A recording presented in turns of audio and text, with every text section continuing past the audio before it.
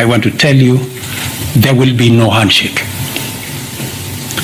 But there will be an engagement in Parliament on the issues that have been raised. Those that Parliament can resolve, they will be resolved. While in Kigali, Rwanda, President Ruto has criticized the handshake between former President Uhuru Kenyatta with the opposition leader Raila Odinga, terming the act as undemocratic, unconstitutional, and framed illegal act as it lacked parliamentary amendment. The handshake that brings the opposition and government into some conundrum and a mongrel and an outfit that is undemocratic, unconstitutional, and illegal.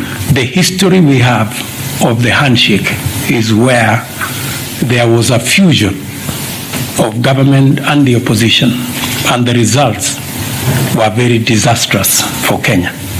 There wasn't any accountability. On the other hand, the Azimio coalition proposes an expanded process that includes stakeholders other than 2 members of the House of the Parliament, attaching that the bipartisan approach should mirror the 2008 KOFFI ANAN-led national dialogue, as MPs alone will not be able to address the issues. Calling a truce, a ceasefire, to give negotiations a chance. But we want to reiterate very clearly here that if the other side does not cooperate, then we will have no other option but to go back to the trenches. And this will be maybe as early as sometimes next week. It is the resolution of this meeting that a purely parliamentary process will not serve the intended ends. This process, we want it to be akin to the process that was led by Kofi Annan. That is we're going to have members of parliament in it, but they are going to sit outside parliament. They will negotiate and only take the final product to parliament as an accord, which will then be passed by parliament.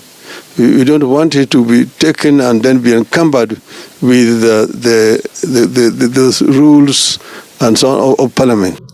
Clarifying on the suspension of mass action, Azimio leader put it clear that there was no physical meeting with the President Ruto. This came from the other side, and our people responded and gave conditions.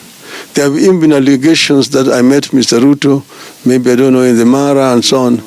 Nothing could be further from the truth. There's been no meeting between me and Mr. Ruto. But we say that the statement did not include what had been agreed. We have never talked about a handshake. That is a language coming from the other side. They're the ones who have been saying, oh, these people, unataka tu handshake, nusu mukati, and so on. Take it to Mr. Gachagua. Tell me, I don't even want to shake his hands. Therefore, Odinga added that the state should scale down the cost of living. He further resolved that Kenya Kwanza must take immediate steps to lower the costs of fuel and put a freeze on the recent increase in the cost of electricity. These are not matters for a committee. Romeo Were, Tantao TV News Outlook.